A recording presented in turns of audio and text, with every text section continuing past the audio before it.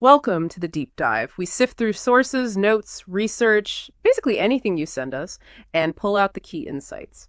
Today, we're digging into a really intriguing set of notes about a seemingly perfect little Midwestern town called Evergreen Springs, our mission to figure out how one woman, just looking for some peace and quiet, ended up tumbling down this rabbit hole of, well, historical conspiracies, time loops, and questions about reality itself. It's classic small town America meets some pretty wild sci-fi. Okay, so let's start with our protagonist. Her name is Emily Carter, 32, graphic designer. Back in October 2023, she leaves Chicago behind for Evergreen Springs, buys a colonial fixer-upper, looking for that American dream, block parties, maybe apple pie contests, that sort of thing.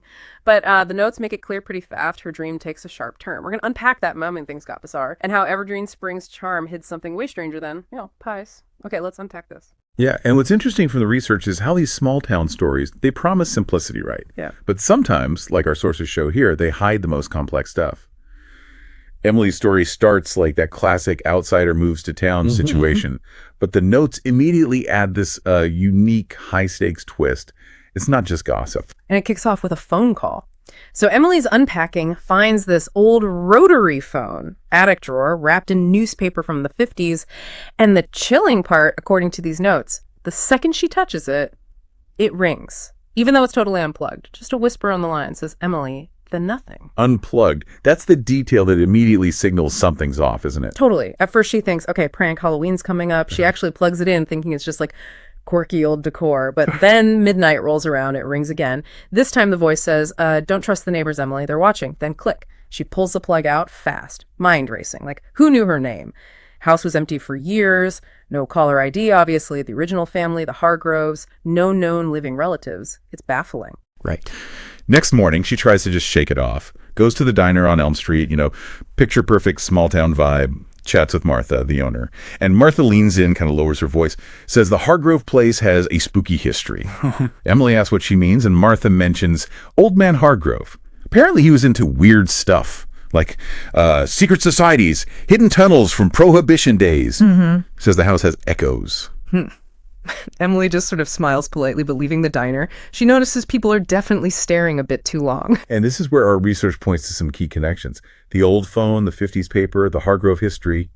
It's not random. Sources on temporal phenomena often mention older tech, like that rotary phone, resonating more with these, let's call them time disturbances, more than modern devices. It's a pattern we saw in the documents. And that spooky history, usually dismissed, right? Local myths. But here, the notes show it's actually a vital clue. It really highlights how quickly that idyllic surface starts to feel, well, unsettling. That feeling Emily gets of being watched, isolated despite the smiles. That's a common psychological reaction noted in the research for people caught up in these kinds of hidden town secrets. Yeah, that feeling definitely ramps up. She's outside raking leaves, totally normal fall activity. Her neighbor, Mr. Thompson, retired vet, he's watching her over the fence, eyes are really sharp, asks, settling in okay? She says, yeah, fine, but it just feels off. That first phone call suddenly doesn't seem like a prank anymore. It feels like a serious warning. The classic, helpful but maybe menacing neighbor. Exactly. So this unease pushes her back to the attic. She's looking harder now, maybe driven by fear, and she finds it. A loose floorboard. Underneath, a map. Yellowed, old, from 1925, marked with red X's starting at her house, leading into the woods nearby. And one X is clearly labeled the vault. A deliberate breadcrumb trail. Seems like it. Because that night, the unplugged phone rings again. Emily says her blood ran cold. She picks it up. The voice is clearer this time. Urgent. Follow the map tonight or they'll come for you like they did for me. Click. Okay, this is where it gets really interesting based on the research. Absolutely. What the sources emphasize here is the methodical way the clues are laid out. Phone calls, then this map. It's guiding her, pushing her deeper. And Mr. Thompson fits that pattern we see in communities guarding secrets, the helpful neighbor who's also watching. His sharp eyes, the question, it ramps up the paranoia, which the sources note is a standard control tactic. That third call changes everything. The map isn't just curious anymore, it's a command. She has to act. She's being actively drawn into the mystery now. And she does act. She's scared, obviously, but grabs a flashlight, pepper spray, and heads out into the woods that night. The nature preserve behind her house feels totally different in the dark. Twisting paths, acorns crunching underfoot, that smell of damp earth. Setting the scene for discovery. Definitely. About half a mile in, she finds this overgrown stone marker, mostly buried, and next to it, a rusted metal door, like an old storm cellar, groans open, stairs going down into blackness. Her heart's pounding, but she goes down. Flashlight beam cuts through cobwebs. Walls are etched with names, dates, Hargrove family members, names tied to prohibition, bootlegging. And at the bottom, the vault. Small room, dusty crates, old whiskey bottles, ledgers, and sitting there, completely out of place, a modern laptop. Jarringly modern, you said. Yeah. That juxtaposition is critical. Totally. She opens it, trembling. No password. Screen lights up. Files appear. And her stomach just drops. Surveillance photos of her, unpacking, at the diner. Raking leaves, all dated from the past week. Then a video starts playing automatically. Grainy footage. Mr. Thompson is in it with other neighbors right there in that vault room. They're whispering, "The new one's here. Activate the protocol." And then an older woman appears on screen. Looks disturbingly like Emily, just older. She says, "If you're seeing this, it's too late for me. I'm you from 2043. And then the explanation comes pouring out. They built a time loop in this town during WWII experiments, government secrets buried with the railroad. The phone connects, echoes across time, don't trust, and boom, video cuts out. Wow. Okay, so this blows the lid right off Evergreen Springs. It's not just quaint, it's a nexus point for some really deep hidden history. The sources clarify this isn't your simple Groundhog Day loop. It seems more like an engineered temporal anomaly. Localized. Allows for specific interventions, not just repetition. The notes suggest this was a scientific development, likely during WWII.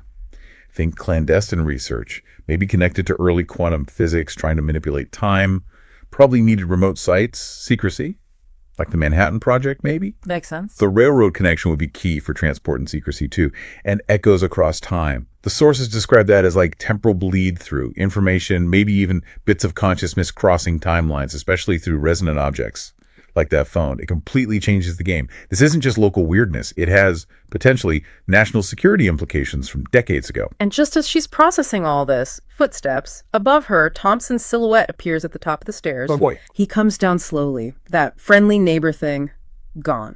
Replaced by something sinister. He says, "You shouldn't have come, Emily. We protect the secret." Then he tells her everything. The Hargroves found a rift in time out here. The town, well, some people in town use it to fix things, he says, prevent disasters. But outsiders like Emily, they disrupt the loop. So they see themselves as protectors, guardians of this timeline. Seems like it. The tension just skyrockets. Emily backs up, knocks over a crate, glass shatters, and the room starts to hum. This weird energy. She sees it in the corner, the rift, glowing faintly like a swirling portal of light. The sources actually describe this as a literal tear in space-time, yeah. A gateway. Exactly. Not just a metaphor. A localized portal. Thompson lunges for her. She dodges, grabs one of those heavy old ledgers, and swings it like a bat hits him. He stumbles back, and she just bolts, runs up the stairs as the hum gets louder. Reality feels like it's warping. She hears voices, echoes from the past, warnings from the future, all mashed together. She bursts out into the night, runs for her house, but the street looks wrong. Streetlights are flickering like crazy, and there are old cars, like 1950s models, mixed in with the new ones. Might have actually passed through the rift's edge. Maybe. She gets inside, slams the door, barricades it. And inside, that rotary phone is ringing off the hook. She finally, desperately answers it. The voice is crystal clear now, urgent, and it's her own voice, saying, "Break the loop, Emily, destroy the vault." Wow. Okay, the moral questions here are huge. Thompson and the others, they genuinely think they're doing good, right? Fixing history, preventing bad things. But the research really digs into the cost. When does protecting a secret tip over into controlling destiny?